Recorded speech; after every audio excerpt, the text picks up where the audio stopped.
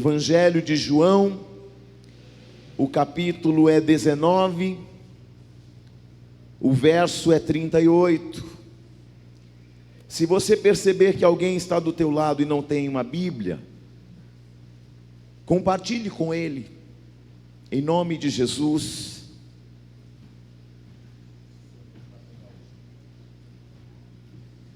Aleluia.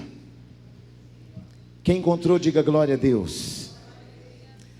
Diz assim a palavra de Deus: depois disto, José de Arimateia, que era discípulo de Jesus, ainda que ocultamente pelo receio que tinha dos judeus, rogou a Pilatos que lhe permitisse tirar o corpo de Jesus. Pilatos lhe permitiu. Então foi José de Arimateia e retirou o corpo de Jesus. Diga comigo assim: depois disso. Amém? Senhor, fale ao nosso coração mais ainda. Que nosso coração seja uma terra arada, preparada para receber a semente da Tua palavra. Que nós possamos viver o sobrenatural, o extraordinário. Que o Senhor nos abençoe. Que o Senhor amplie nossa visão, nossa audição espiritual. Que o Senhor não apenas venha, mas o Senhor permaneça. Nós não queremos uma palavra vinda dos homens.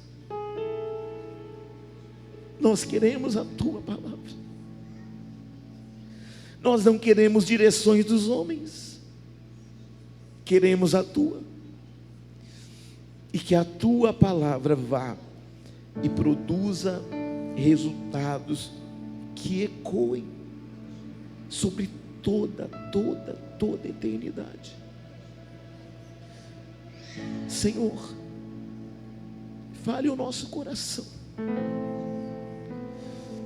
como só o Senhor pode e sabe. O Senhor sabe tudo que nós precisamos, e por isso, fale ao nosso espírito nesta noite. A última ceia do ano de 2023, e que o Senhor possa transformar este lugar num ambiente propício para a Tua glória, em nome de Jesus, amém. Pode se sentar, meus irmãos, em nome de Jesus.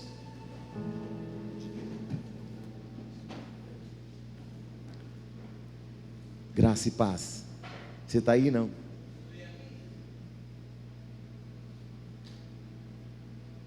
O que nós temos que saber nessa noite e todos os dias da nossa vida é que a Bíblia continua movendo pessoas por meio de um propósito maior que a nossa própria vida. O nosso chamado precisa ser maior do que a nossa própria vida. E é a Bíblia que vai nos nortear e nos direcionar, porque a Bíblia é a maior razão da nossa vida. E hoje eu venho compartilhar com você sobre a cruz. Compartilhar com você sobre a cruz, porque quando nós vamos lendo a palavra de Deus, a palavra vai dizer que José de Arimateia, que era um discípulo oculto do Senhor Jesus, vai diante de Pilatos e vai rogar a ele que permitisse que tirasse o corpo. O corpo de quem? O corpo de quem? Por que ele é específico ao pedir o corpo de um homem? Porque haviam mais do que um homem. Haviam dois malfeitores, também crucificados, uma à direita, uma à esquerda de Jesus.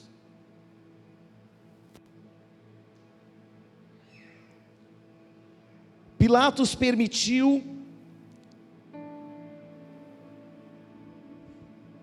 e esse homem chamado José de Arimateia vai retirar o corpo do Senhor. Nós estamos falando de um ocorrido que ele tem um ambiente de uma conexão com o capítulo anterior. Eu acho incrível como João escreve, porque ele é detalhista. Ele começa o verso 38 dizendo: depois disto.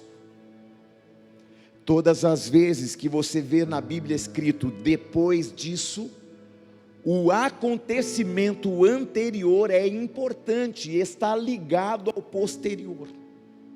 Por isso, João vai dizer: depois disto. Ali haviam 2 corpos. Ele pede liberação para tirar o corpo de Jesus e executa aquilo que foi liberado. O verso 39, também Nicodemos, aquele que anteriormente viera ter com Jesus à noite, foi levando cerca de 100 libras de um composto de mirra e aloés. Isso equivale a 34 quilos de perfume. 34 quilos de perfume, isso era muito caro. Você está aí, não? O verso 41, no lugar onde Jesus foi crucificado havia um jardim, e neste um sepulcro novo, no qual ninguém havia sido posto ainda.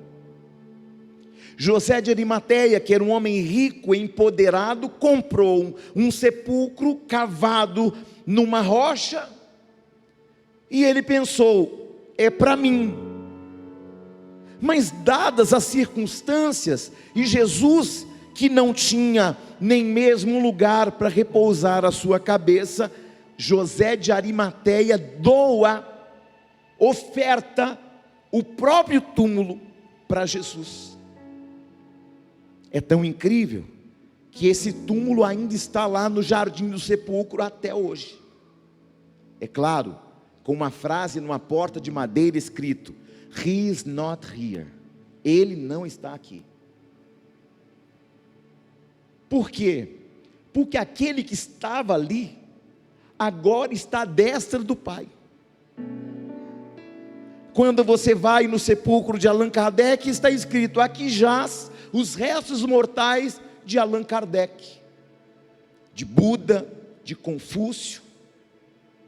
Mas no túmulo deste homem, se é que eu posso dizer isso,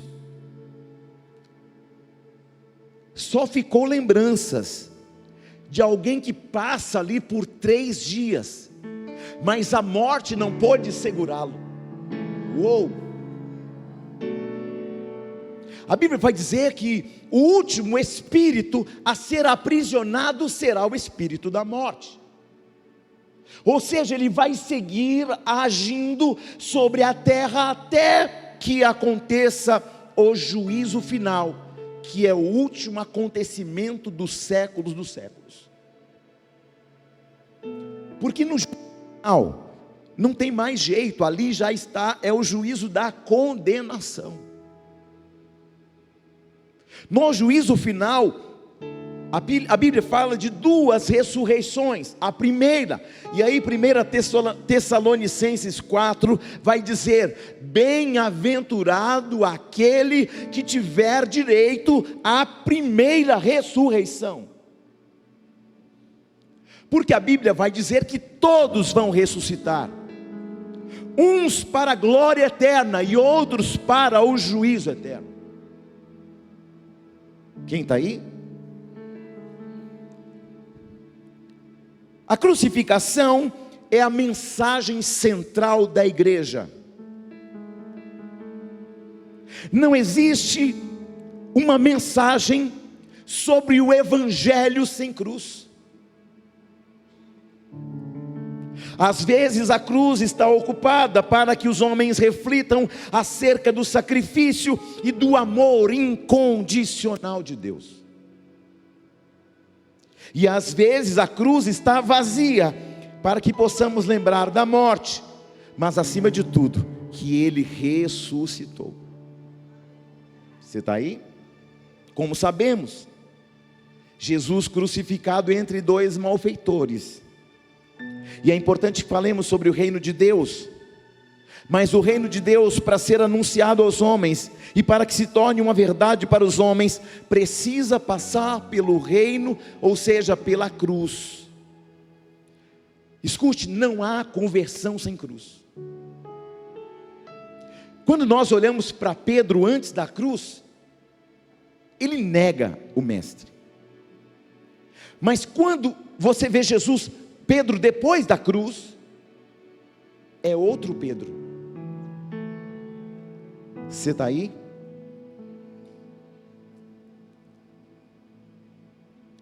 Para que a Bíblia se torne verdade, para que o reino seja verdade para você, você precisa passar pela cruz.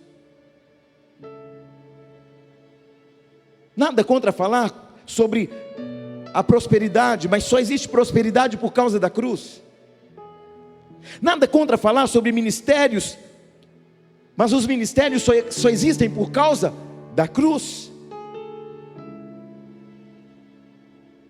Então a cruz é o início de tudo, é a base do evangelho, que começa onde? Na cruz. A base da conversão começa na cruz, a base da regeneração começa na cruz.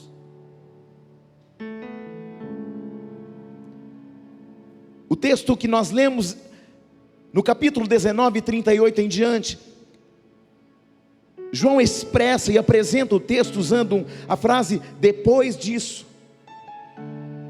E João faz essa ênfase para que possamos avaliar a importância daquilo que aconteceu anteriormente. E o que aconteceu no 19, a crucificação, a morte de Jesus. Você está aí não? E João vem com uma provocação, entre aspas, depois disso.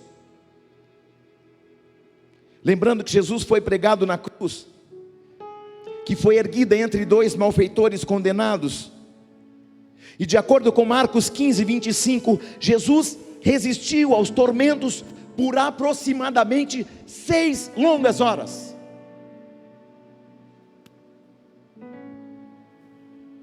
Na hora terceira, 9 horas da manhã, ele foi crucificado. E na hora nona, ou seja, às 15 horas, ele morreu. E para entender o que antes Pedro está dizendo, é necessário que voltemos à quinta-feira à tarde, porque tudo começa na quinta tarde. O mistério de Jesus vai durar 3 anos e meio. Quanto tempo? 3 anos e meio. É um ministério expressivo, é um ministério fecundo, relevante, porque não apenas curava, mas também libertava. Não apenas libertava, mas ressignificava. Não apenas ressignificava, mas também perdoava pecados e ressuscitava mortos. Uou, você está aí não? Mas um ponto importante no ministério de Jesus é que ele ensinava. Diga, ele ensinava. Às vezes você vai ver Jesus pregando, e às vezes você vai ver Jesus ensinando. Você está aí não? Existem 2 coisas dentro de uma igreja que são importantes: a pregação e o ensino da palavra. Glória a Deus. Diga, pregação e ensino da palavra. Jesus estava pregando e às vezes ele estava ensinando. Coisas distintas. Às vezes olhamos Jesus pregando e às vezes olhamos Jesus ensinando.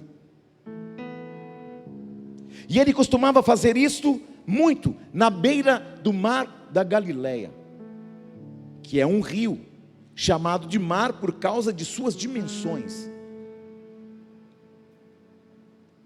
Então Jesus vai se dedicar a apresentar a pregação e o ensinamento.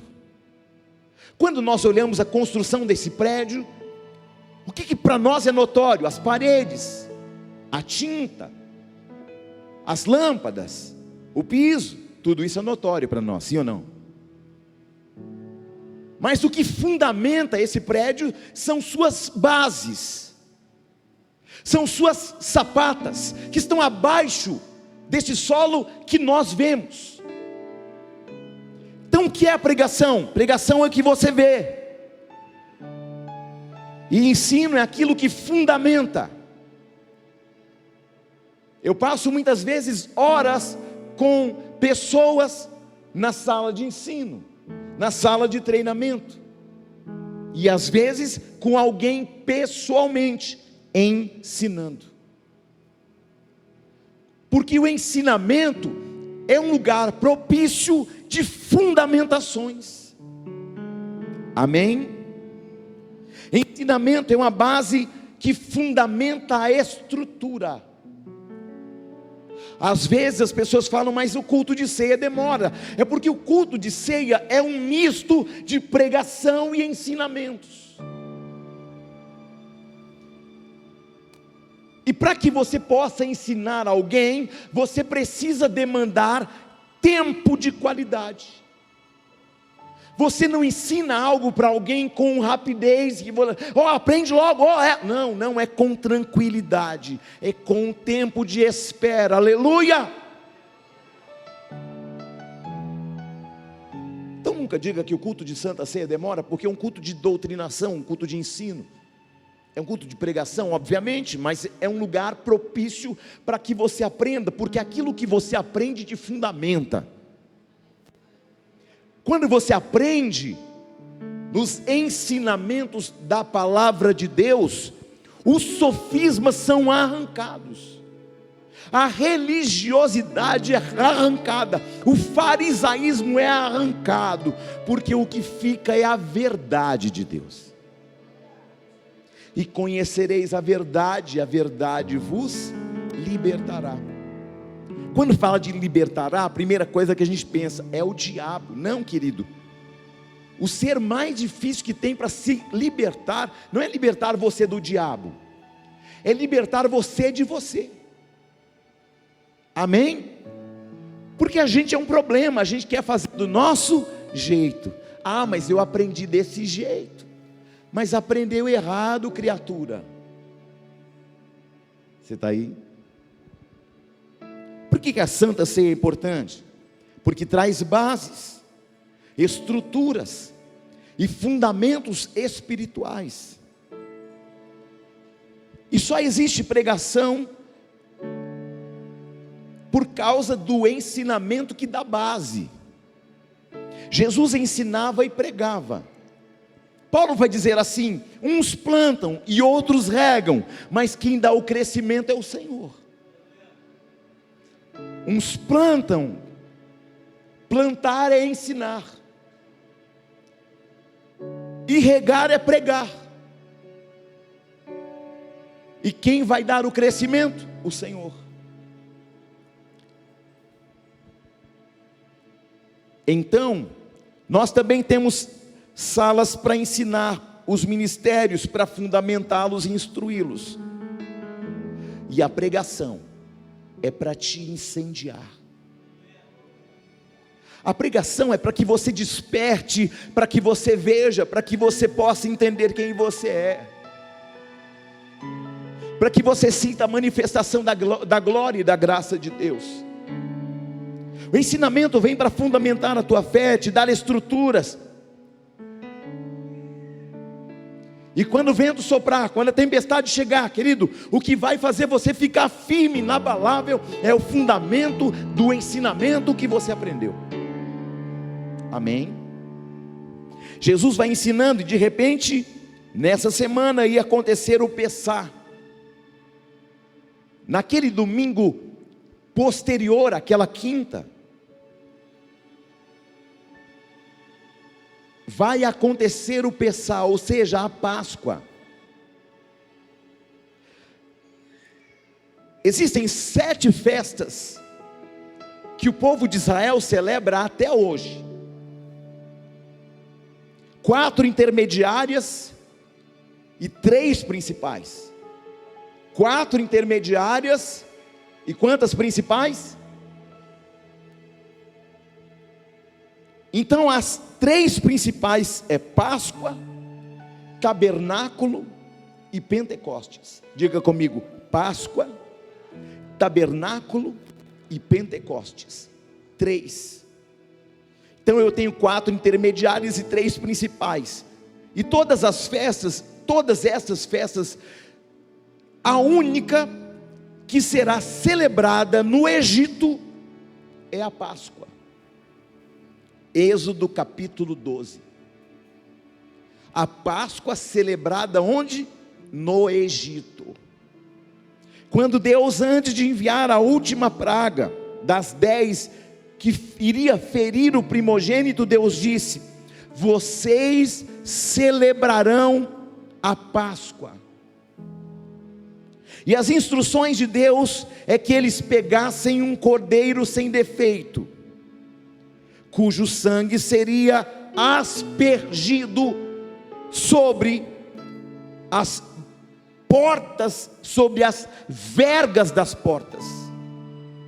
E à meia-noite, o anjo iria passar no Egito, e onde não houvesse aquela marca de sangue, o anjo iria ferir todo primogênito, inclusive dos animais. Quem está aí? E aqueles que não tivessem o sangue sobre a porta iriam morrer. Os seus primogênitos iriam morrer. Quando nós voltamos em João 19, estamos vendo um rito que agora não é mais simbólico, ele é real. Por quê? Porque o verdadeiro Cordeiro de Deus está sendo sacrificado na cruz. Jesus vai chamar os 12 discípulos em Lucas 6, do 11 ao 12. Jesus está orando toda noite e chama os discípulos, e em meio a todos os discípulos escolhe 12. E dentre os 12 escolhe 2, João e Pedro. E é engraçado, por que Jesus escolhe João e Pedro? E não chama, por exemplo, Filipe e André? Lá em João, no capítulo 1, Pedro e João eram sócios numa companhia da pesca. Eles eram o quê? Sócios. Jesus vai usar a afinidade que os dois têm, o companheirismo que os dois têm, e vai chamá-los para uma missão importante. Você está aí ou não? Então o Senhor chama 2 homens que têm afinidade para fazer algo específico. Você está aí? Olhe para alguém e diga para essa pessoa: afinidade entre irmãos atrai a atenção de Jesus. Havia uma afinidade entre João e Pedro, e isso atrai os olhos de Jesus. Não tem afinidade com ninguém não, meu negócio é entrar na igreja e sair, não dou tchau para ninguém, não dou paz para ninguém, é eu e Deus. Ei, escute, não existe igreja, corpo, onde você anda individualmente. E é por isso que nós temos que gerar entre nós o quê? A afinidade. Ah não, mas eu não ando com esse irmão porque ele pensa diferente. Preste atenção. E quem é que não pensa diferente? Só que quando você anda com alguém diferente, ela tem algo também para ensinar, sim ou não? Até uma criança, você assenta com criança e ela começa a falar com você, você começa a aprender com ela, é ou não é? A instrução de Jesus é que eles iriam entrar na cidade e encontrariam um homem com um cântaro de água. A instrução é que João e Pedro iriam entrar na cidade e encontrariam um homem com um cântaro de água. Parece normal. Quando você não conhece a cultura judaica, você acha que é normal um homem com um cântaro de água. Acontece que na época de Jesus, homens não carregavam cântaro de água, porque isso era uma função exclusiva das mulheres. Então Jesus está falando para eles: vocês vão entrar na cidade e vão encontrar algo diferente. Você está aí? Jesus sempre vai apontar para você encontrar algo diferente do normal.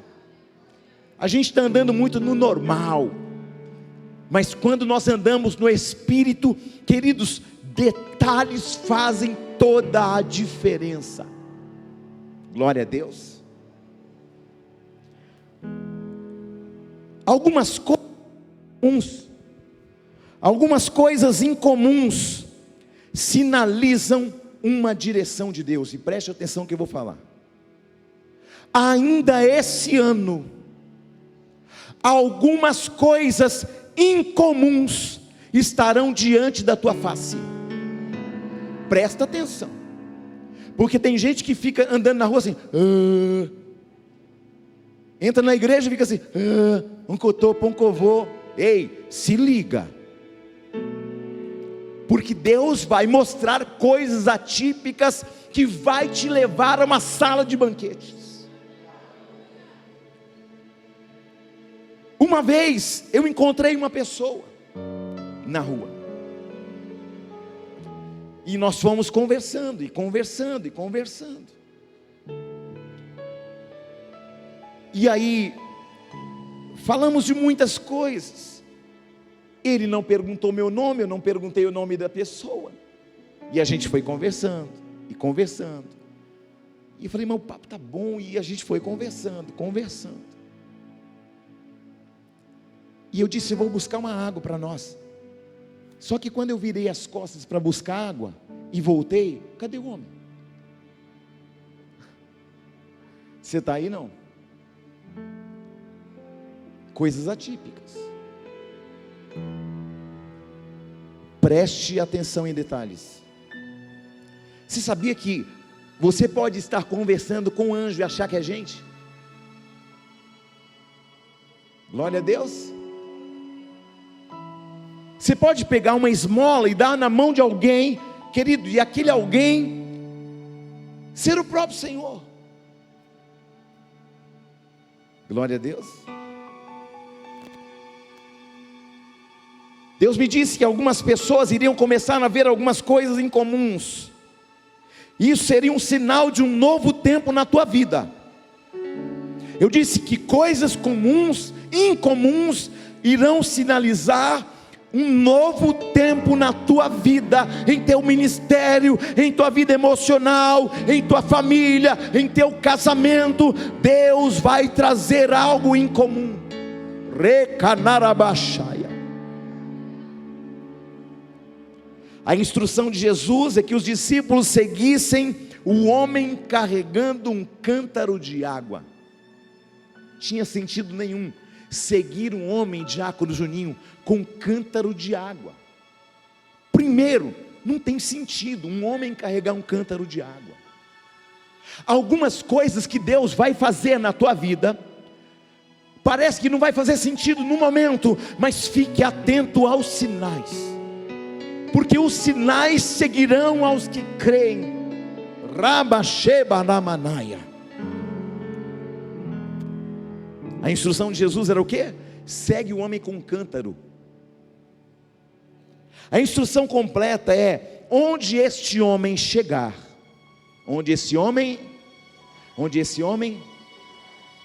na casa que ele chegasse, eles iriam falar a este homem: o mestre precisa de uma sala para o cenáculo. Tem sentido isso? Nenhum. Só que quando Jesus manda, e o grande problema dessa geração, diaconisa Elizabeth, é que essa geração é uma geração que Deus fala, usa alguém para dizer, para mostrar a direção, às vezes debaixo de uma condição incomum, e você fala, é coisa de homens, é coisa de pastor,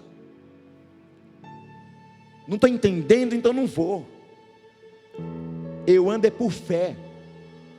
Fé, querido, é pisar para Deus sustentar, é ir sem saber para onde está indo, porque assim como Deus falou para Abraão: vai para uma terra que eu te mostrarei, futuro. Vai agora, presente, que eu te mostrarei, futuro.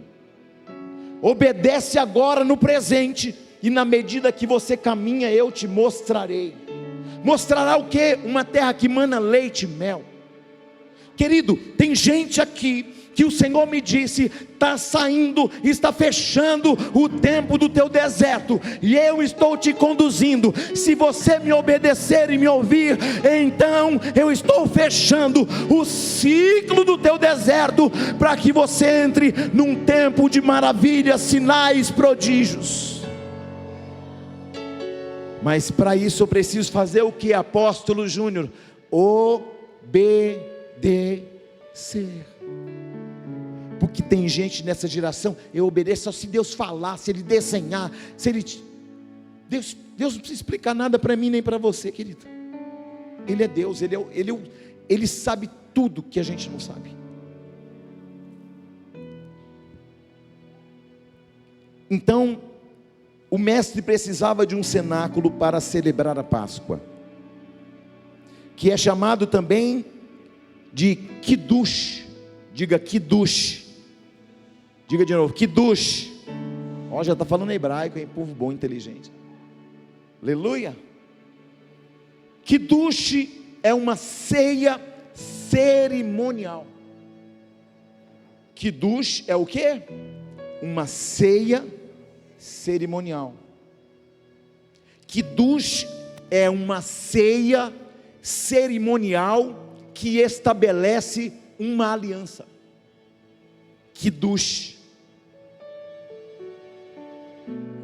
Quando os discípulos chegam na cidade, eles encontram um homem exatamente como Jesus disse. Eu quero abrir um parêntese, porque o cristianismo tem o poder de quebrar culturas locais, tradições familiares, teologias erradas e crenças limitantes. Você sabe aquela do... Tem gente que é assim, ó: não, eu não passo debaixo de escada. Sim ou não?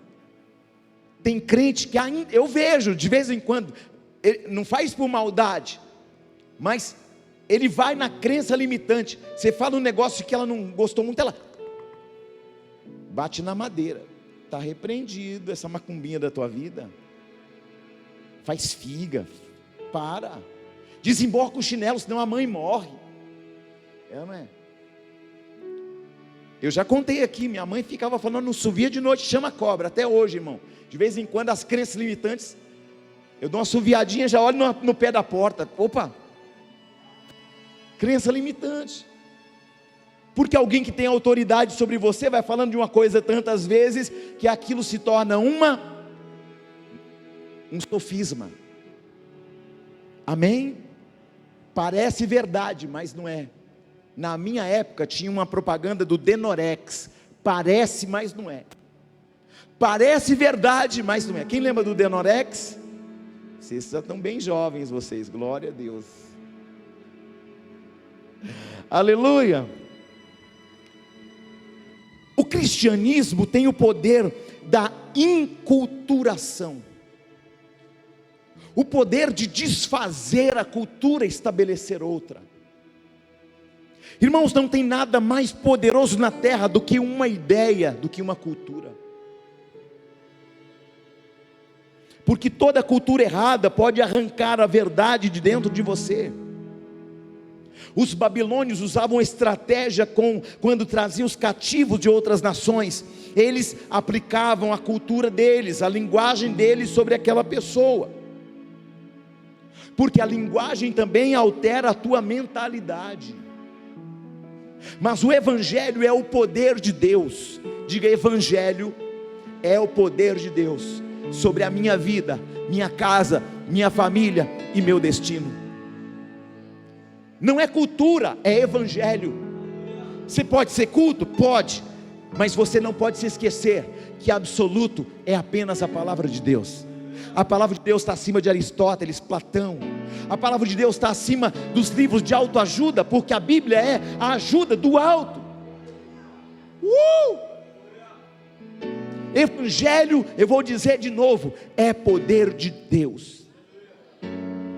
Quando você se abre para uma transformação na mente, você começa a viver o sobrenatural. Eu disse, vive o quê? Sobrenatural. Jesus não veio plantar um curandeirismo.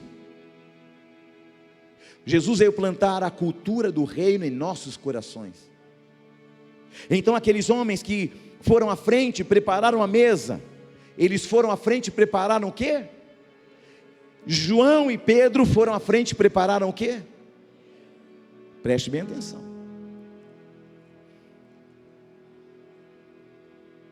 Quando eu olho na Bíblia, eu noto que 3 homens eram muito chegados de Jesus: Pedro, Tiago e João. É ou não é?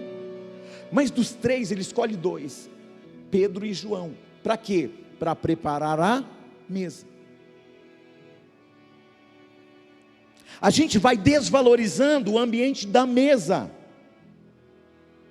porque a gente acha que preparar mesa é para qualquer um. Preste atenção. Tem uma escala mensal de alguém que prepara a mesa, e isso é muito especial. E é por isso que você tem que preparar a mesa com temor e tremor, porque você está preparando a mesa não é para a igreja, você está preparando a mesa para Jesus. Não é para qualquer um, é para uma cerimônia de aliança. Mas Jesus está ensinando que preparar a mesa é para os íntimos. Porque na cultura dos homens pensamos que especial é quem se assenta à mesa. Mas aqui Jesus está deixando claro que os que preparam a mesa estão em outro nível de importância. Você está aí não? Então quando for você preparar a mesa, quando você tiver a oportunidade de preparar a mesa, lembre-se, quem vai se assentar aqui é Jesus. É para Ele, não é para mim, não é para o apóstolo da igreja, não é para a bispa, não é para os pastores, querido, não é para a membresia, é para Ele, porque dEle, por Ele e para Ele são todas as coisas. No dia de ceia, alguém chega mais cedo para preparar a mesa. Isso tem um nível de relevância, porque aquele que é escolhido para preparar a mesa está num nível de relevância. Então um dia que for você, não sai com um bico desse tamanho não. Se tiver com um bico desse tamanho, nem põe a mão. Glória a Deus, porque isso aqui é muito imprescindível. É uma mesa de aliança. E é por isso que os que preparam a mesa não podem fazê-lo de qualquer maneira. E depois que a mesa está preparada, quem chega? Jesus. Porque nós vamos criando a mentalidade evangélica que Jesus tem que nos servir toda hora em tudo, querido. Escute, são os discípulos que estão indo na frente para preparar tudo. O evangelho não é um balcão de pedintes, é um lugar de mudança de mentalidade. Cristianismo, a sua base, ela é o ambiente onde você se esvazia para o propósito de Cristo na sua vida. No reino, perder é ganhar. O que serve é o maior de todos. Glória a Deus. Na oração do Pai Nosso, não é sobre o que pedimos, mas é sobre a nossa aceitação. C.S. Lewis dizia que eu não oro para Deus aceitar a minha vontade, mas para que eu aceite a vontade dEle. Amém? Por quê? Porque a vontade de Deus nem sempre é fácil. Você sabe, eu vim para o Mato Grosso inicialmente, irmão, meio contrariado, não queria vir. Mas aí o Espírito Santo ele vai te convencendo, vai tratando teu coração, e vai te mostrando que ali ó, o ciclo que fechou, vai abrir outro lá, tá bom, então vamos. E aqui estamos nós, com o coração aberto, e Deus fazendo uma obra. Amém? A oração do Pai Nosso diz: seja feita a tua vontade, assim na terra como é nos céus. É sobre a vontade do Pai. A oração do Pai Nosso é para que seja a vontade do Pai e não a nossa. Diga comigo a palavra mesa, diga mesa. Mesa no hebraico quer dizer shukã. Deus está dizendo: prepare o shukã, ou a shukã. No tabernáculo de Moisés tinham 6 peças. Quantas peças? No átrio haviam 2. No Santo dos Santos haviam 3. E no Santíssimo Lugar havia 1. Quem entrava no santo, do lado direito tinha uma peça. E o nome dessa peça era mesa, com os pães da preposição. Flávio Joséfo dizia que era na mesa da proposição, que era a mesa onde a família sacerdotal se encontrava face a face com Deus. Então a mesa da preposição era uma mesa onde a família sacerdotal se encontrava face a face com Deus. A bispa comentou, e vou repetir: você é o que? Você é nação santa, você é propriedade exclusiva de Deus, e você é o que? Sacerdócio real. E hoje nesta mesa você está sentado face a face com Deus. Glória a Deus ou não? Havia um dia em que a família ficava na frente da mesa, face a face com Deus. Quando você entra aqui nesse lugar, está diante desta mesa, você está onde? Face a face com Deus, porque você é sacerdócio real. O que antes era apenas para uma família específica, agora é para todos aqueles que são sacerdócio real. Então o sacerdote com a família entrava para comer o pão do sábado no Shabat Shalom, e colocava o pão novo que ficava até o outro sábado. Então preste atenção: o sacerdote com a sua família se achegavam na mesa da preposição, dos pães ázimos, dos pães sem fermento, e eles comiam o pão. Mas antes de vir para comer o pão, eles traziam pães novos para repor, porque aqueles pães novos iriam ficar uma semana, e na outra semana, no outro sábado, então a família sacerdotal voltaria e comeria os outros pães ázimos. No nosso caso, nós fazemos isto de mês em mês. Quando? Sentando à mesa, face a face com Deus, na mesa da aliança.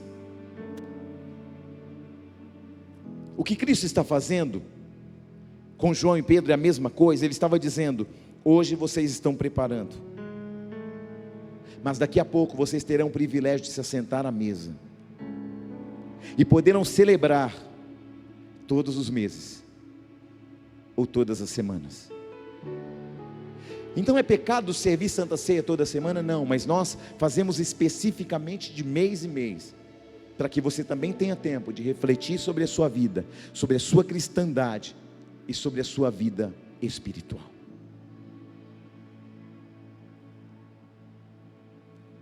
Quando Jesus chega na casa do homem, alguém sabe o nome desse homem?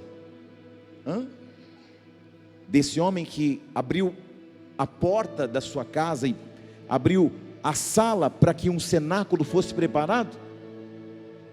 Ninguém sabe, a Bíblia não cita, ninguém sabe o nome desse homem, porque na vida espiritual, mais importante do que o seu nome é o que você faz. O que você está fazendo está se tornando notório, relevante no mundo espiritual. O nome desse homem não é conhecido, mas seu feito é conhecido até hoje. Não lute para que alguém reconheça o seu nome, mas trabalhe para que seus feitos sejam reconhecidos pela glória de Deus. Amém? João e Pedro não sabiam, mas eles estavam inaugurando o maior rito da igreja, que é o rito, querido, é aquilo que te faz lembrar o teu Deus. Presta atenção, um rito é um lugar, é um ambiente que traz à tua memória quem é que você serve.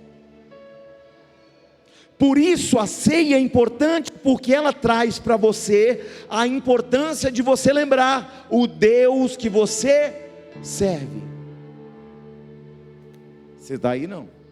Por isso a ceia é importante, porque você está face a face com Deus, e é o momento de você lembrar o Deus que você serve. Por isso Jesus vai fazer assim, e vai dizer, presta atenção, irmãos, o rito mais importante da igreja é a Santa Ceia. Por que, apóstolo? Porque Jesus vai dizer assim, Ele não vai dizer, faça isso em memória da igreja, faça isso em memória dos apóstolos, faça isso em memória dos pastores, faça isso em memória de alguém. Não, ele diz assim, que vocês possam fazer isso em memória de mim. Jesus está dizendo o quê?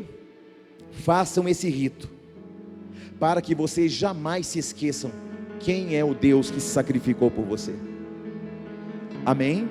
Quando você vem à mesa, você está lembrando quem é o teu Deus, você está face a face com Ele. Você está aqui, você está lembrando que há um Deus que se sacrificou para que eu tivesse vida eterna. Você está aí não? Irmão, isso é especial demais.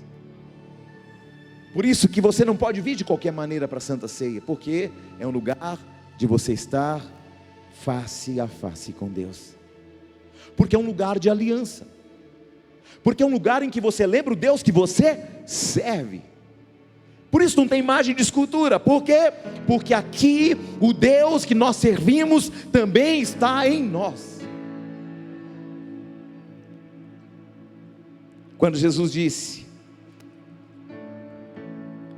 em memória de mim, Jesus está dizendo assim, nas entrelinhas, não há outro Deus, não há outro remidor, não há outro salvador, só há um Deus que salva.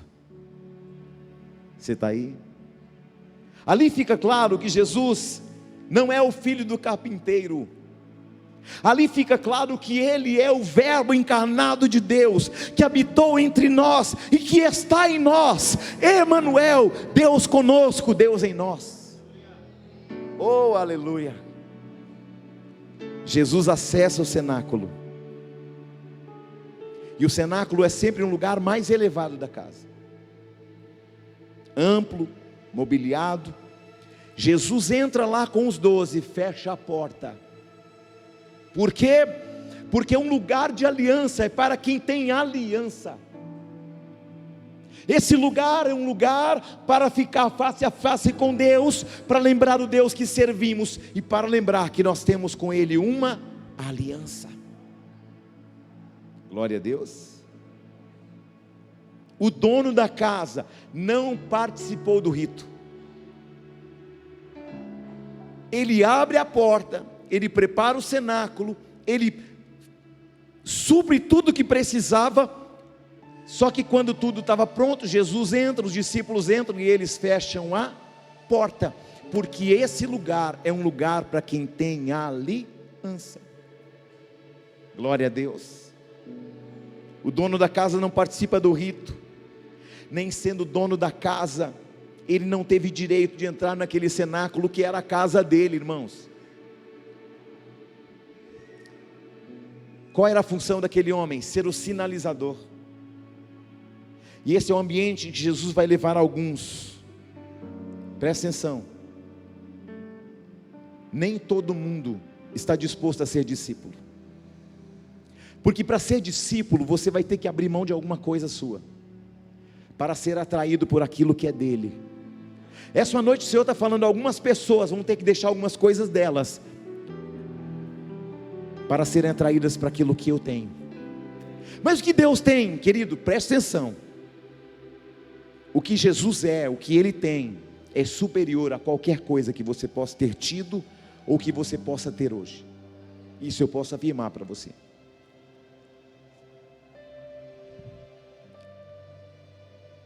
Em Gênesis 14 é um encontro de Melquisedeque, rei de Salém, com Abraão. E logo depois que Abraão passa pelas águas do rio Eufrates, o rei de Salém, chamado Melquisedeque, vai servir para Abraão pão e vinho. E é a primeira coisa que nós temos que entender. O que Deus falou para Abraão para segui-lo?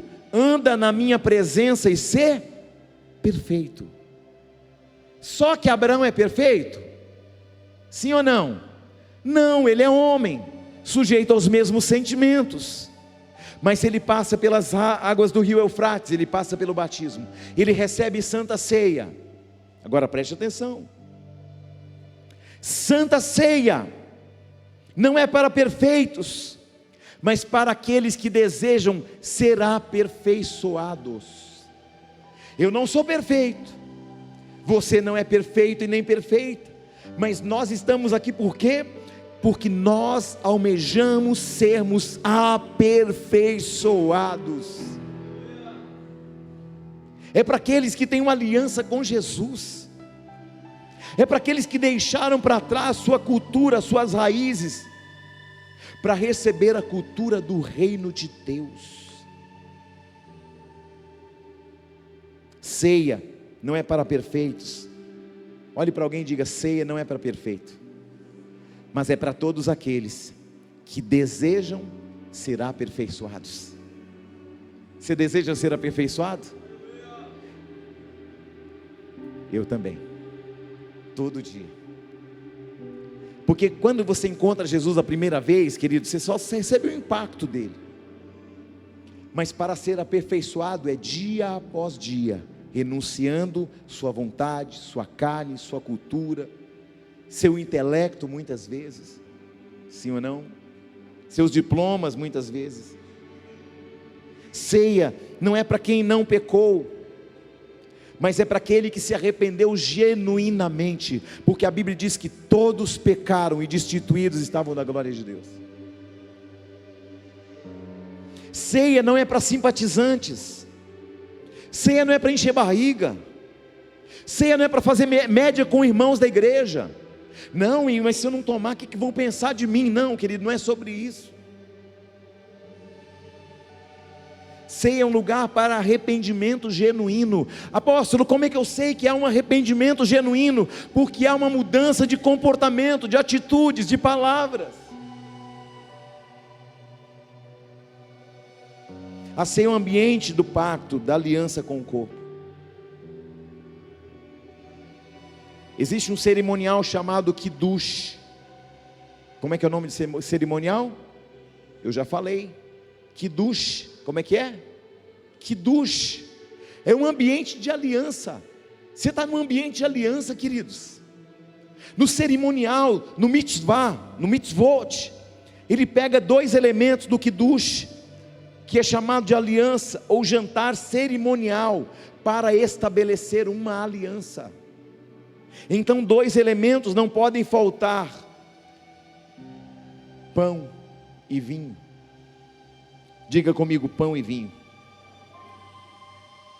O que não pode faltar no cerimonial? Não pode faltar o corpo e não pode faltar o sangue de Jesus.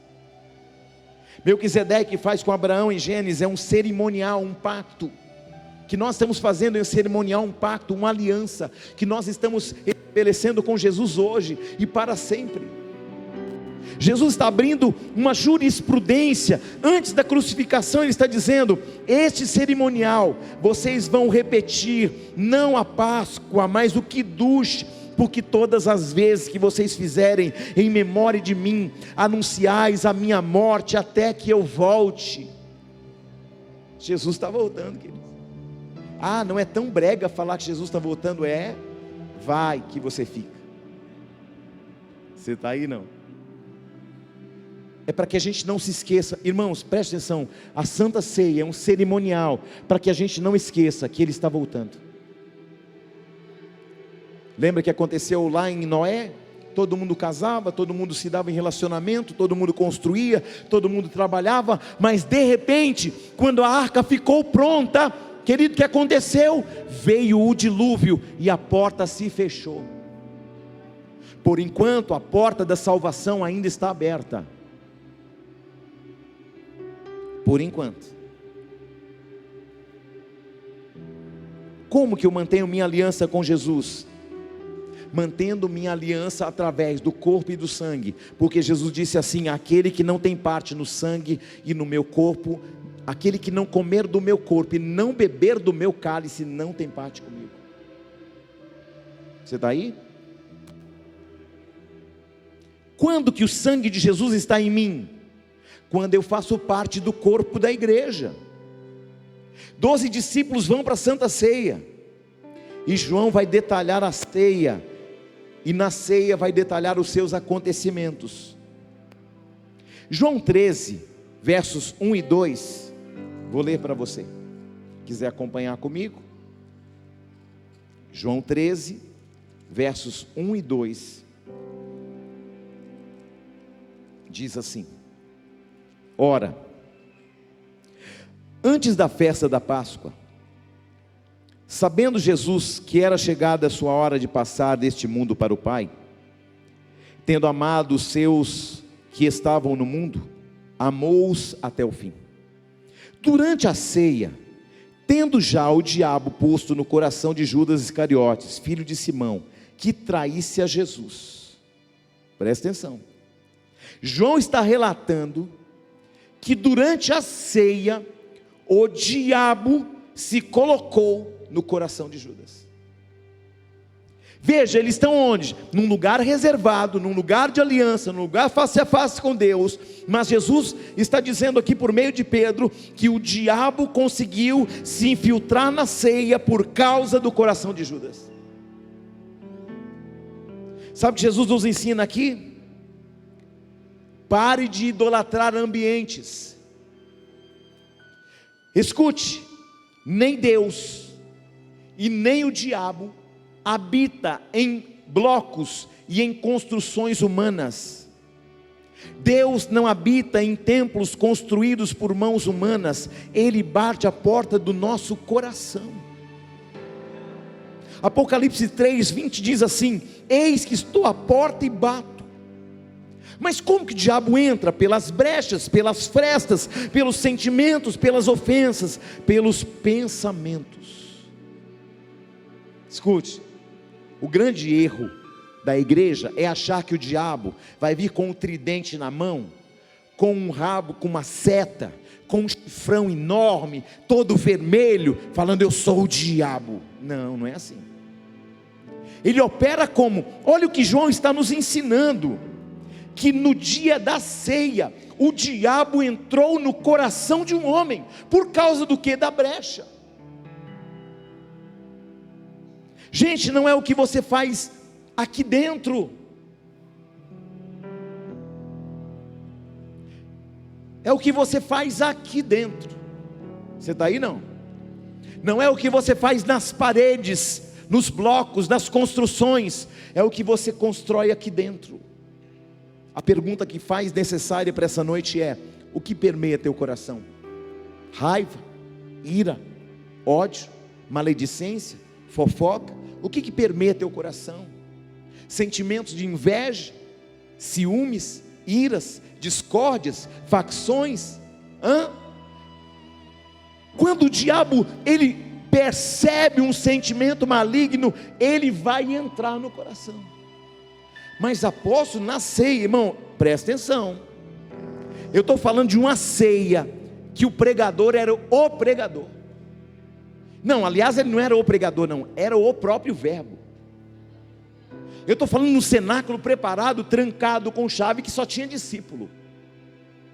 E o diabo vai entrar onde? No coração de um. A porta está trancada, nem o dono da casa entrou, mas o diabo entrou nas portas do coração de Judas. Por isso, eu vou recomendar para você, leia um livro chamado A Isca de Satanás. Fala sobre o que, apóstolo? Sobre o sentimento da ofensa. A ofensa é uma isca de Satanás. Sabe aquela gente que se ofende à toa? Você é bonito, você é feio, você é alto, você é baixo, Tem gente que se ofende por tudo. Você falar bom dia, ele, bom dia o quê? Só for para você, já está ofendido, e ainda ofende, não é? É uma porta propícia para o inimigo morar dentro, para acessar o coração. Olha, querido, preste atenção, avalie nessa noite que está no teu coração. A única pessoa que pode proteger o teu coração é você. Não sou eu, não é a igreja, não é Jesus, não é Deus, é você que protege teu coração. Você está aí não? Avalie as motivações do teu coração agora. Judas era discípulo de Jesus, sim ou não? Judas andou 3 anos e meio com Jesus, sim ou não? Mas ele permitiu o quê? Que o diabo entrasse no seu? E ele era discípulo? Ele era discípulo. Mas mesmo assim, o diabo não prestou atenção nisso. Ele só olhou onde tinha uma brecha, e ele entrou. Glória a Deus. Judas era discípulo, administrador, tesoureiro, e eu vejo que não é o que eu faço, não é sobre o cargo, não é sobre resultados, não é sobre performance, não é sobre habilidades, é sobre a entrega, é sobre uma motivação alinhada com o coração de Deus. A motivação está alinhada com o coração de Deus, está tudo certo. Você precisa fazer um check-up no seu coração espiritual nessa noite. Você precisa fazer um eletrocardiograma espiritual do teu coração nessa noite, do teu coração espiritual. Você precisa fazer um ecocardiograma espiritual do teu coração nesta noite, na noite do pacto, na noite da aliança. Não deixe o diabo entrar e morar no teu coração. Você é morada do Espírito Santo. Olhe para alguém e diga: faça um check-up do coração espiritual. Aí alguém pode dizer assim: não, mas já fui no médico. Não, querido, é sobre o médico dos médicos que eu estou falando.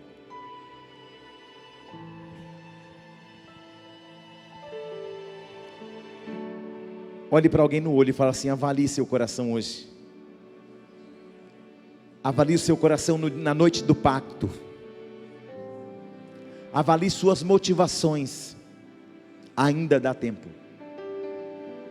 Amém? O diabo colocou um sentimento no coração de quem? De quem? De Judas. Marcos 6,40. Jesus pede para que os discípulos atravessassem o mar, e ele fica do outro lado. E os discípulos vão enfrentar o quê? Uma tempestade. Irmãos, prestem atenção. A Bíblia vai dizer que eles só enfrentaram uma tempestade, porque quando Jesus estava multiplicando os pães, eles estavam duvidando. Vai duvidando, vai. Enquanto, preste atenção, a palavra vai dizer que na 4ª vigília, Jesus anda sobre as águas no meio da tempestade. A palavra diz que Jesus entra no barco e a tempestade se acalma.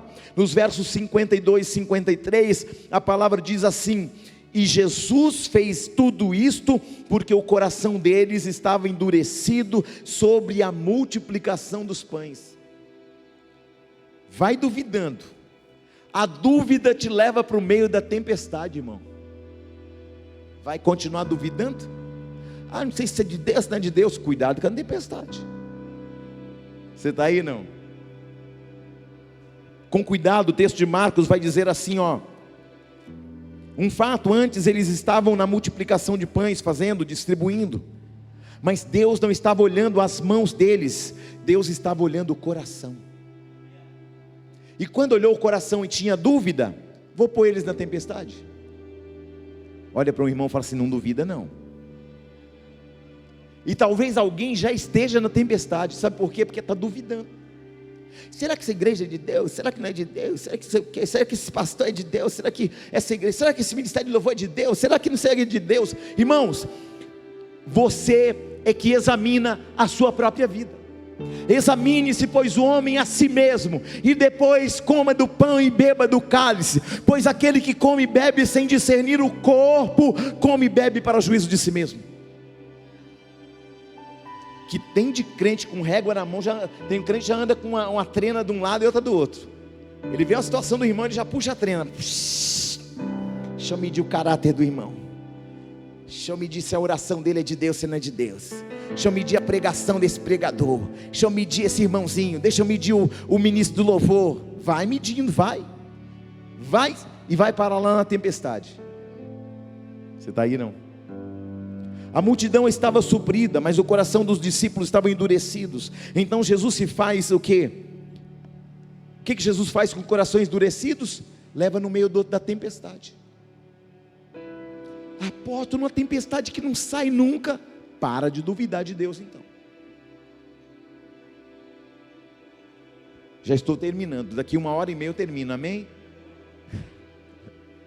É engraçado, você vai ver Avatar, é 4 horas de filme, você fica lá com os olhos estatalados. Queridos, sabe por que o povo sofre? Porque falta conhecimento. Jesus disse: conhecereis a verdade vos libertará. Um culto como esse, uma pregação como essa, pode nortear uma vida inteira, pode alinhar teu destino, pode abrir caminhos no meio do ermo, pode tirar você do deserto, pode tirar você das tempestades. Uma palavra como essa pode alterar os níveis do teu coração. Uma palavra como essa pode fazer com que você saia do nível de simpatizante para um verdadeiro discípulo. Essa palavra pode elevar teus níveis de maturidade espiritual. Essa palavra pode tirar você do deserto e colocar você na terra prometida. Aleluia. Não confunda cristianismo com ativismo, porque cristianismo é andar em novidade de vida e anunciar as boas novas, que só podem ser anunciadas, querido, se você tiver coragem. Você está aí? Eu já ganhei mais gente fora da igreja do que dentro da igreja. Só num velório, numa vez só, eu ganhei 300 almas para Jesus. De uma pancada só, é mais do que a gente tem na igreja. Você está aí não? E eu quero ministrar sobre a tua vida, a partir desta noite, o teu ministério tornar-se relevante. Por quê? Porque hoje você mesmo, você mesma, está avaliando as medidas do teu coração. Algumas pessoas acham que culto de ceia demora, mas culto de ceia é um culto para aprender. Aprendei de mim, diz o Senhor, porque Ele é manso e humilde de coração. E só por isso não vai demorar 1h30 não, só uns 40 minutos. Porque a fé vem por onde? A fé vem por onde, irmãos? Só para o diabo ouvir, a fé vem por onde? Só para você ouvir também, a fé vem por onde? E ouvir o quê? É por isso que a gente está pregando. Irmãos, quando tiver uma pessoa aqui dentro da igreja, presta atenção, enquanto tiver uma pessoa aqui dentro dessa igreja disposta a aprender, eu vou continuar ensinando e pregando. A primeira igreja que eu e a bispa assumimos, irmãos, estava assim de membro, ó. Só tinha um. A irmã Lourdes, era só a irmãzinha Lourdes que tinha na igreja. Eu e a bispa fomos para aquela igreja para a gente levantar a igreja, e ela estava assim de gente, ó. Irmãos, Deus é minha testemunha, a bispa também, a irmã Lourdes, que Deus a tenha, porque ela já partiu. Um dia a irmã Lourdes entrou com tanta velocidade na igreja, aí ela fez assim, desse jeito, irmão, porque eu estava pregando do mesmo jeito que eu estou pregando agora, e só estava eu e a bispa. Aí no final do culto ela pediu perdão. Ou eu vim até rapidinho, porque eu vi o senhor pregando aquele fogo, naquela glória. Eu falei, meu Deus, a igreja está lotada. Quando eu cheguei lá só tinha Só a pastora Lídia e eu. A igreja se tornou uma regional, uma igreja grande, poderosa. E um dia ela chegou em mim e disse assim: agora eu entendo por que o senhor pregava daquele jeito. Porque eu entendi que para cada cadeira daquela que o senhor olhava, você ouvia uma pessoa. E ela disse: pastor Júnior, uma mulher desse tamanho, continue pregando desse jeito, com gente ou sem gente, porque isso vai alcançar o coração de Deus. Então, se tiver um aqui, querido, disposto a ouvir a voz de Deus, eu vou pregar do mesmo jeito. Por quê? Porque uma vida vale mais do que o mundo inteiro. Você está aí, não? Para mim não tem culto mais importante. Para mim culto é culto. Onde tem a presença de Deus, eu estou junto. Diga comigo: o coração de Judas estava endemoniado. Irmãos, o que eu acho incrível é que Jesus, ele vai tumultuar a ceia. Como assim tumultuar a ceia? Está tudo correndo bem, está todo mundo trancado. Jesus vai tumultuar. Jesus é incrível, cara. Como que ele vai tumultuar? Vou mostrar para você como é que ele tumultua. É ceia. E Jesus, no meio da cerimônia, está todo mundo na glória, e Jesus vai levantar a voz e dizer assim: dentre vós há um traidor. Tumultuou. Estava tudo funcionando, pastor Domingos. Aí ele fala: dentre vocês, só tinha 12 irmãos. Um olha para a cara do outro. Tumultuou ou não tumultuou a ceia, Diácono Pinheiro? Tumultuou. Santa Ceia, queridos, é um lugar que os corações se revelam. Porque o coração só tem lugar para um Deus. Por isso a mesa é para nos lembrar que nós temos apenas um Deus, que nós temos apenas um Salvador, que nós temos apenas um Remidor, que nós temos um que morreu na cruz para nos salvar a todos. Na ceia, ele vai tumultuar e vai dizer assim: ó, tem alguém que está aqui com a mão, que está tungando pão na minha botija, e vai me trair.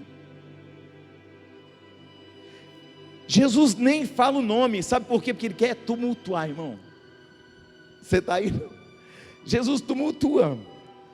Jesus não estava falando daquilo que Judas já fazia, porque antes de trair ele já era ladrão. João capítulo 12 já dizia que ele já roubava. Lá em Betânia ele vai reivindicar o valor do perfume para atender os pobres, mas ele não fazia isso. Ele não tinha cuidado com os pobres, porque era ladrão e tinha a bolsa. Então Judas já era ladrão, só não tinha traído ainda. Jesus olha, e se você olhar o texto de Marcos, vai vendo a cena e como ela vai sendo narrada. Jesus fala isso e começa um burburinho no meio da ceia. O texto diz que Pedro está na frente de Jesus e João está do lado de Jesus. Pedro pergunta bem assim, Pedro fala assim para João: pergunta para ele quem é, pergunta para ele quem é. Tumultuou ou não tumultuou? Pedro queria saber e sabia que João era mais íntimo, cutuca João e fala assim: pergunta para ele, debruça no peito dele e pergunta quem é. Tumultuou ou não tumultuou? Olha a confusão, irmão. João inclina o peito, sua cabeça no peito de Jesus, e fala assim para Jesus: conta só para mim. Conta só para...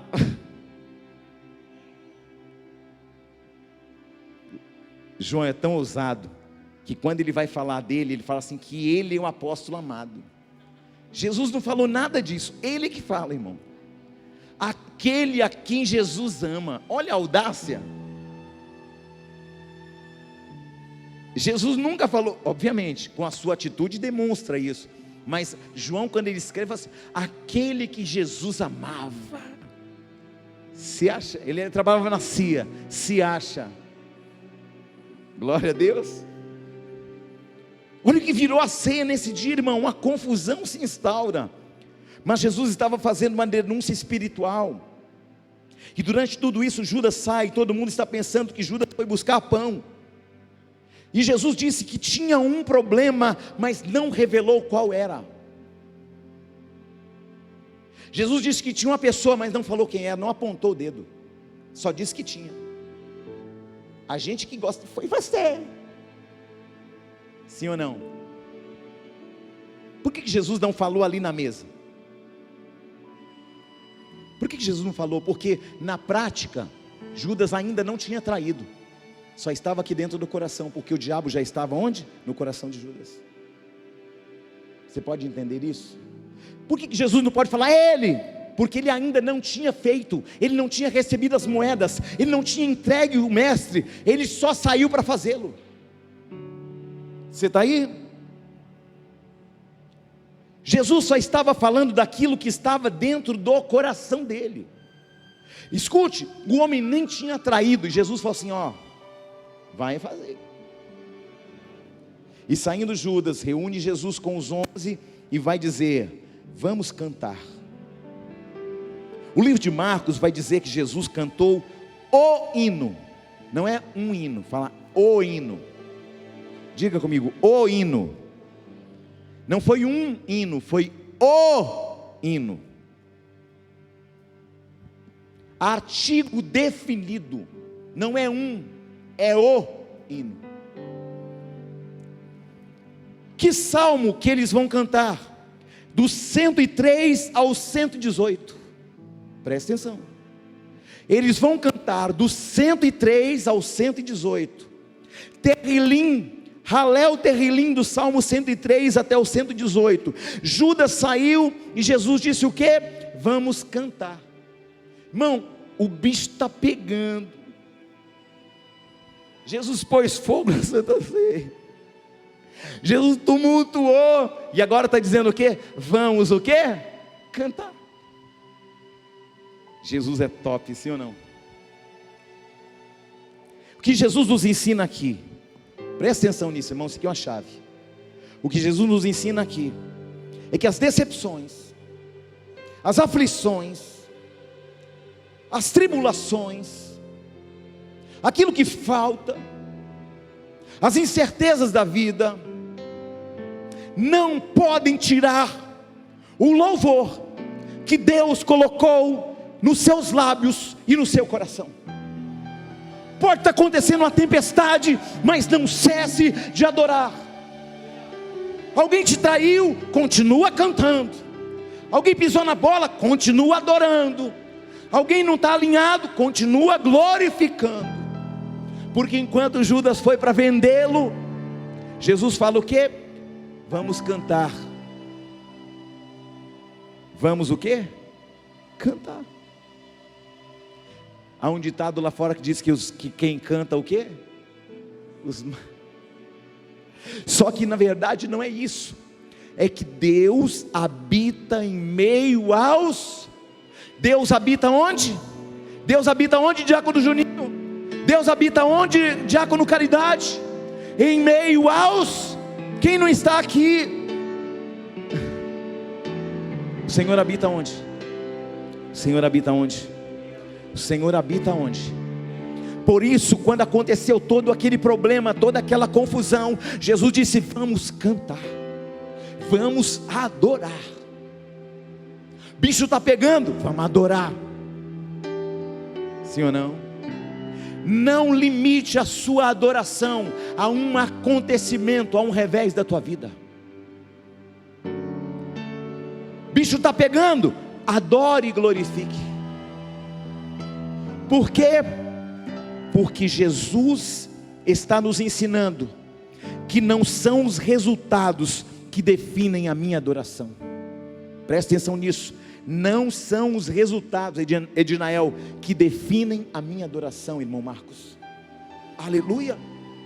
Ah, estou tendo resultado, vou glorificar. Não, querido, independente do resultado, eu estou adorando, eu estou glorificando, eu estou vindo no culto. Eu sou um culto de adoração, eu estou na presença, eu estou na face a face com Deus, eu estou na aliança, eu estou no pacto, está tudo bem. Lá fora o bicho está pegando, mas aqui dentro está tudo bem. Aqui dentro está tudo bem. Os revés acontecendo, chicote estralando, mas está tudo bem. Amém. Olhe para alguém e diga: não são os resultados que definem a sua adoração. Olhe para essa pessoa mais uma vez e fala para ela: empregado ou desempregado, com saúde ou sem saúde, triste ou alegre, bendito seja o nome do Senhor. Amém. Os acontecimentos circunstanciais não definem a nossa adoração. Jesus nos ensinou o quê? O bicho está pegando, mas vamos o quê? Cantar. Vamos adorar. Os discípulos, eles vão cantando. E a canção que Jesus canta com eles, como eu disse, do Salmo 103 ao 118, há uma parte do Halel, no Terrilim, que diz assim: que a vítima será amarrada nos 4 cantos do altar, que ela morrerá, porque ela é o motivo da festa. Jesus dá uma má notícia. Ele chama eles para cantar e dizendo, e eles estão todo mundo cantando, pensando que é uma festa, mas Jesus está cantando sobre ele. Jesus está cantando assim, ó: eu serei manietado, eu serei preso, mas ele continua alegre, porque ele está no centro da vontade de Deus. Às vezes você acha que alguma coisa ruim vai comprometer o teu destino espiritual. Não, querido, tem coisas ruins que alinham nossa caminhada, alinham nossa adoração. Xarabá, xerebaia.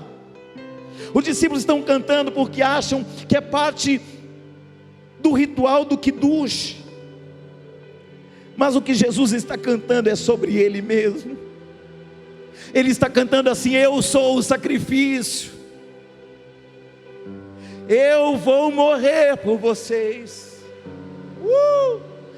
Os discípulos estão pensando é só um ritual. Jesus está falando assim: é a minha verdade, homens. Não é sobre alguém, não é sobre um cordeiro, não é sobre um cordeiro, é sobre o cordeiro. Aleluia. Porque até ali havia um cordeiro, onde os pecados eram encobertos, mas a partir dali Jesus está falando assim: agora é o cordeiro que vai se sacrificar. Agora não é mais um, agora é o cordeiro. Por isso que João Batista vai dizer: eis o cordeiro de Deus que tirou o pecado do mundo. João não vai dizer este é um cordeiro, João vai dizer este é o cordeiro. E é por isso que Jesus está cantando com ele, dizendo: eu sou o cordeiro, vou ser manietado, vou ser preso, vou apanhar, vou viver o vilipédio, mas eu vou ficar bem. Ei, preste atenção no que o Senhor mandou falar para você: vai ficar tudo bem, Sabrina. Vai ficar tudo bem, irmão Marcos. Sabe o que o Senhor está dizendo, Angele? Vai ficar tudo bem. Aleluia. Sabe o que o Senhor está dizendo nessa noite para você, Ju, Zinete? Vai ficar tudo bem. Sabe o que o Senhor está dizendo para você, Lucas? Vai ficar tudo bem. Sabe o que o Senhor te diz hoje, Voncelei? Vai ficar tudo bem. Sabe o que o Senhor te diz, Tati? Vai ficar tudo bem. Tudo bem. Vai ficar tudo bem, Gilmar. Vai ficar tudo bem, Bispa Lívia. Vai ficar tudo bem, Pastor Domingos. Vai ficar tudo bem, igreja. Vamos cantar, vamos adorar, vamos continuar glorificando, porque o Senhor derrama sobre esta igreja uma chuva de bênçãos sobre nós. Vai ficar tudo bem. Eu sei, pode estar difícil para alguns de vocês, mas o Senhor me manda dizer: vai ficar tudo bem. Não é minha palavra, não é a palavra do apóstolo Júnior, é a palavra dele dizendo: Cris, vai ficar tudo bem. Não sou eu dizendo, é o Senhor dizendo: Diógenes, vai ficar tudo bem. É o Senhor falando: Felipe, vai ficar tudo bem.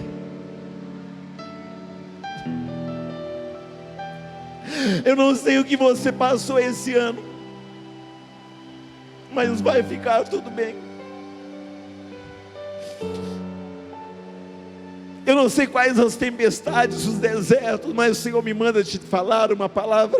Não é uma palavra de autoajuda, é uma palavra que vem do alto para te dizer: vai ficar tudo bem, Cris. Vai ficar tudo bem, Axel. Vai ficar tudo bem. Porque os reveses da vida não definem nosso nível de adoração. Se tem, a gente adora. Se não tem, a gente adora também. Se nós temos amigos, nós glorificamos e nós adoramos. Se não temos, nós também glorificamos. Se as coisas andam bem, nós adoramos. Se as coisas andam mal, a gente adora também. Oh, há uma presença sobre a sua vida. Vai ficar tudo bem.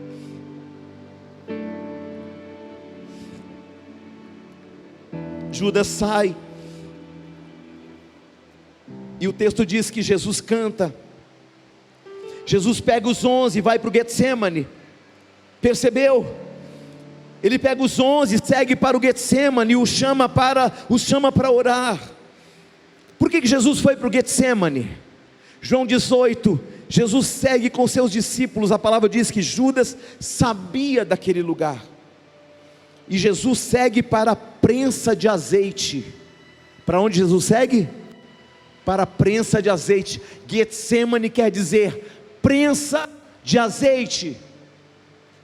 Ou seja, naquele momento, Jesus é a azeitona. Jesus é o quê? Ele é azeitona, sim ou não? E ele vai para onde? Para o lugar que prensa a azeitona. Só que, preste atenção, quando Jesus é prensado no Getsemane, não sai óleo dele, sai sangue e suor. Parou para pensar nisso, pastor Márcio? Não sai azeite de Jesus, sai sangue e suor. E eu fiquei me perguntando: Senhor, tinha que sair óleo. Se ele é uma azeitona prensado na pedra, tinha que sair azeite dele.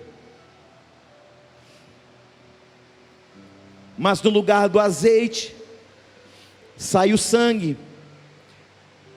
Se Jesus é a grande azeitona, se ele está sendo prensado no Getsemane, pressionado pelos meus e teus pecados, por que não sai o azeite?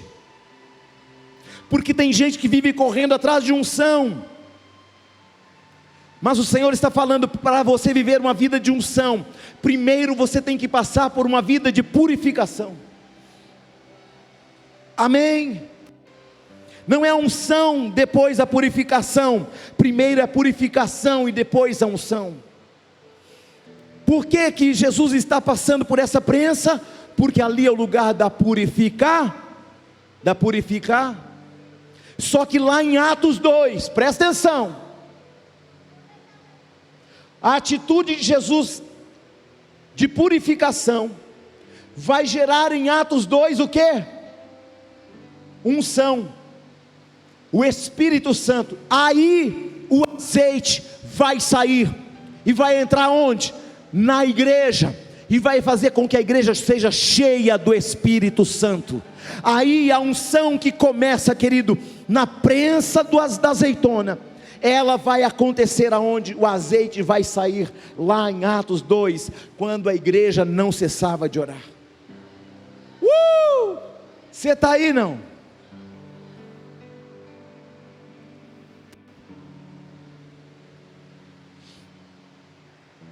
A unção só acontece em Atos 2, quando o Espírito Santo desce. Por isso Jesus está purificando no Getsemane, para fechar a purificação no Gólgota, quando ele grita: está consumado. João 18, verso 2 diz que o traidor conhecia o lugar. Que lugar? Sabe qual é o problema das pessoas? É que elas conhecem o jardim, mas não conhecem o Deus do jardim. Elas conhecem a Bíblia, mas não conhecem o Deus da Bíblia. Elas conhecem o Deus que se manifesta na igreja, mas não conhecem o Deus verdadeiramente, que fala face a face. É muito mais do que a árvore da vida. É muito mais do que 12 frutos e folhas que saram. Eu estou falando daquele que tem poder de salvar você dos seus pecados. Eu estou falando do verbo que habitou entre nós. Eu estou falando do verdadeiro cordeiro que tira o pecado do mundo. Tem gente querendo teologia da árvore da vida, sem conhecer o Deus da árvore. Antes de conhecer o Deus da teologia da árvore, conheça, ou melhor, antes de conhecer a teologia da árvore, conheça primeiro o Deus que é o Deus da árvore. O texto diz que Judas está encabeçando tudo aquilo, e Jesus vai dizer: quem vocês estão procurando? Eu já estou caminhando para o término. Quando os soldados já estão lá, os soldados chegam para Jesus e Jesus pergunta: quem vocês procuram? E Jesus responde assim, e eles falam: procuramos Jesus. E Jesus fala assim: ó, eu sou. E todos os soldados caem por terra. Bluf. E eu começo a conclusão aqui para dizer para você o seguinte: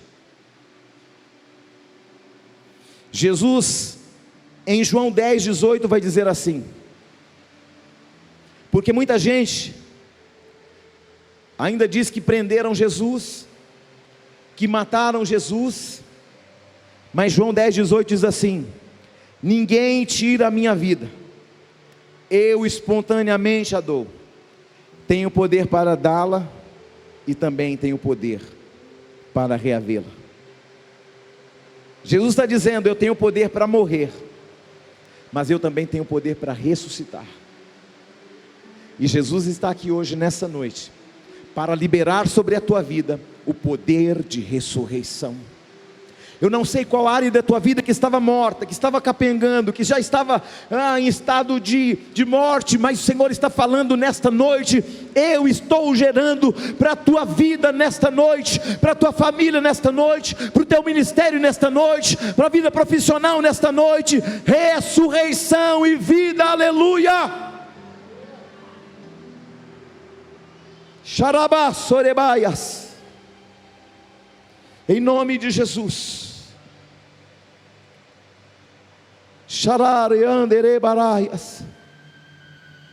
Sabe por quantas moedas Judas vendeu a Jesus? Por quantas? Quem sabe? 30, 40, 50? Quem dá mais? 30 moedas. Esse era um preço de um escravo. Sabe o que Judas fez? Eu vou vender você pelo preço de um escravo, porque eu não te considero o Senhor da minha vida. Você está entendendo isso? E eu quero dizer para você nessa noite, que você possa entender que Jesus é o Senhor da tua vida. Ele pode mudar tudo no estalar de dedos. Ele pode alterar as circunstâncias da tua vida nessa mesma noite. Eu quero te convidar a ficar de pé em nome de Jesus.